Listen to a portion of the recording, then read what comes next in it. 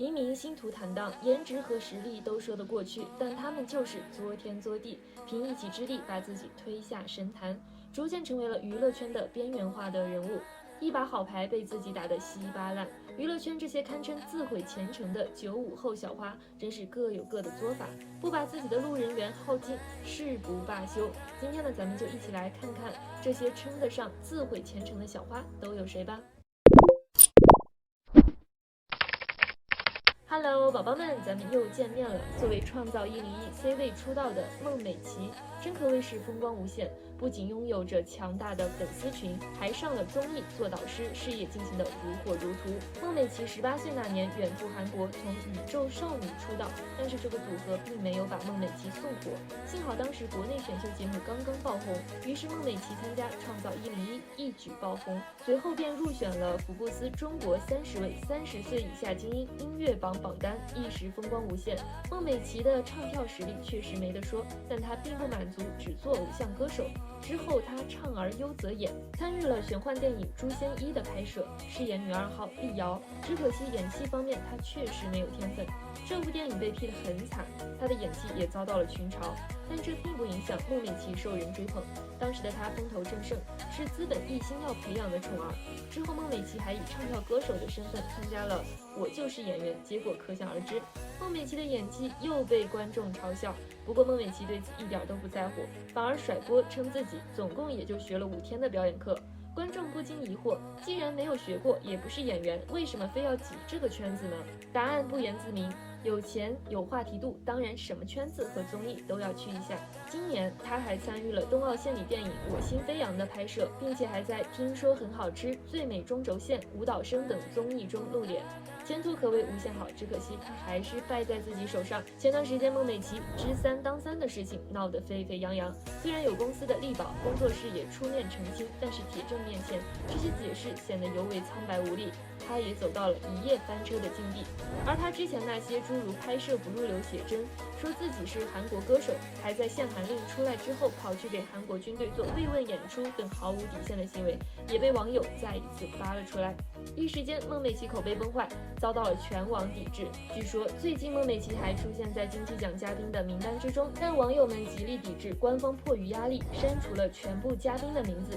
后续是否会让孟美岐如期参与，官方只给解释称以官宣为准，但小编认为她最终出现的概率不太大。如果她真的出现了，那只能说明资本的头确实铁。无论如何，孟美岐口碑已经崩坏了，就算再努力洗白，想要重回顶流之位，怕是也是不可能了。和孟美岐年纪相仿的李兰迪，虽然没像孟美岐一样做出道德败坏的事，但他也把自己作糊了。李兰迪10岁就进入了娱乐圈，13岁便与刘德华合作出演了电影《富春山居图》。别说电影好不好看，但是资源是真的好看。在彻底走红之前，李兰迪经常出演的女主的儿童时代或者主角们的女儿，比如2015年的《中国式关系》，她就凭借马小艺一角引起关注。随后李兰迪便开始了转型，在2016年与吴磊搭档出演了爱情偶像剧《远得要命的爱情》，4年又出演了青春校园剧《蜜果》。李兰迪长相乖巧，虽然身材略胖，但是也是美的自成一派。2017年是她的爆发之年，参演的《无心法师2》刚刚播出不久，她与张新成主演的《你好旧时光》便首播了，李兰迪便凭借诠释的女侠于周周一夜走红。当时的她只有18岁，但是这个成名过早的女孩却尚未享受到走红带来的红利时，便因为自己的情商导致口碑逐渐崩坏。在2019年播出的《亲爱的客栈》中，身为店员的她在面对客人吐槽饭菜太辣时，直接回怼：“你跟我讲，我又不可能给你换掉。”这直接导致旁边的林心如都看不下去了，问她：“你的客人不找你找谁？”而且在致电客人询问是否预定下午茶时，她又因为对方挂电话的速度比她快而马上吐槽：“这么着急挂我电话？”尽管她马上道歉：“我不该吐槽客人，却已经晚了。”大众对她的印象开始改变，原来这个长相甜美的女孩并不是理想中的于周周啊。随后李兰迪又在做早餐任务的时候大秀了一把欠缺的情商，因为不精通厨艺，她只好求助于一旁的马天宇，对方很热心地帮助了她，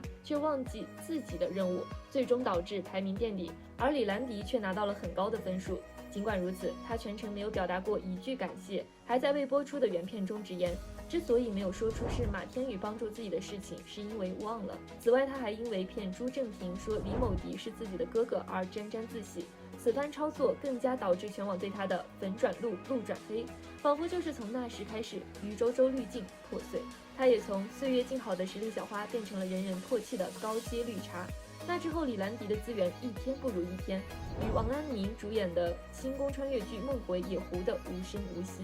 张雪迎的资源一开始也是好到爆炸。17岁的张雪迎因为出演了伦理片《狗13》而获得了广泛关注，与张子枫、关晓彤、文琪位列新生代4小花旦。她曾经是童星出身，6岁时开始演戏，参与过张纪中制作的《永乐英雄儿女》、刘晓庆的偶像音乐剧《281封信》等作品。14岁那年，她通过层层选拔试镜，拿到了《狗13》中女主角李纨一角。几年后，还因此出席了第64届柏林国际电影节。那之后，他成功参加了高考，最终以专业第1名的成绩进入中戏。而同时，张雪迎的事业也一直没有停过，依然拿出了《青丘湖传说》和《15年等待候鸟》等多部作品。但是到了2017年，20岁的张雪迎可能是一路走得太顺风顺水了，亲自上演了不作不跌的戏码。当时他正在拍摄自己的转型之作《泡沫之夏》，将重新演绎大 S 经典的尹夏沫一角。这部戏在拍摄和播出期间都没有什么问题，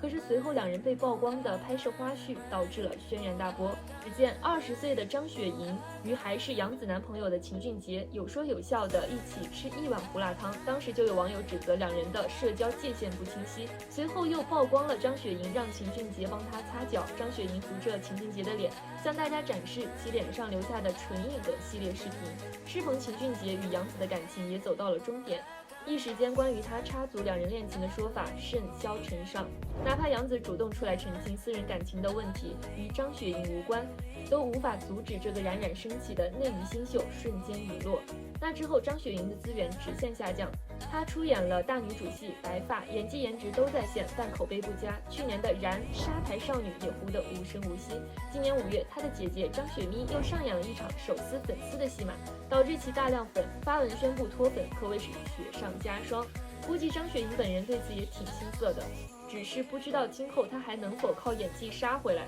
相比其他的95后小花，宋妍霏的名气不大，但是呢，却有一个名气很大的前男友张一山。2人在去年8月分手，当时还是宋妍霏主动官宣的，而事实上他们从未官宣过恋爱。当时就有人质疑女方在利用张一山炒作自己。在这之前，2人确实常常被发现用情侣同款的东西，恋爱传闻也由来已久，不过他们却没有什么交集。宋妍霏家境不错，16年加入了韩国 JYP 娱乐公司，担任练习生，后因腿伤回国，4年后参演古装武侠剧《锦衣夜行》而出道。一直以来，宋妍霏都没有什么出彩的地方，但是资源确实不错。她出道的第2年便参演了赵本山的喜剧电影《过年好》，随后又与靳东、江疏影搭档出演《恋爱先生》。到了今年，她又在《做家务的男人3》中出场。无奈因为对杨迪的过分敷衍，被质疑全家都是势利眼。节目中，宋妍霏一家先用海鲜大餐招待其干妈，但转身在迎接杨迪时，却拿出了自助火锅和咸菜，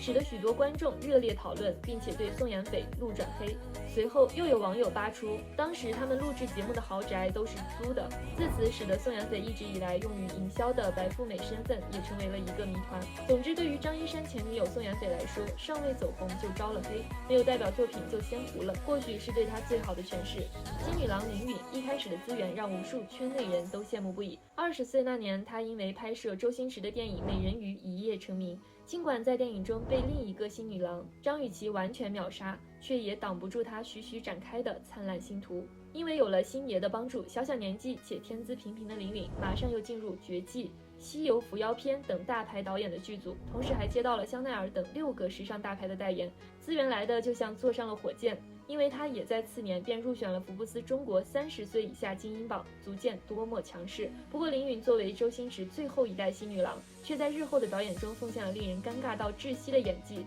尤其是在《蜗牛与黄鹂》中，她的演技直接把观众劝退了。而且成名之后的林允被扒出了不少黑料，比如早年就像个偶像剧里的小太妹女2号那样，爆粗、喝酒、打架、早恋一样都不缺，还被传曾经是校园霸凌的主导者。尽管不受待见，但是林允的资源还不错。目前除了《美人鱼2》之外，与刘亦菲主演的《梦华录》也已经杀青。不知道播出后是否能够看到她演技的提升。看完这些堪称自毁前程的小花，不得不说老天是公平的，不管是什么职业都要兢兢业业的做事，否则就算含着金钥匙出生，也耐不住后天的造作，最后沦落个不受待见的下场，也实在一点都不冤。不知道大家是不是也这么认为呢？好了，本期内容就分享到这里，欢迎宝宝们来评论区一起留言讨论。喜欢本期内容的可以点击关注，咱们下期再见。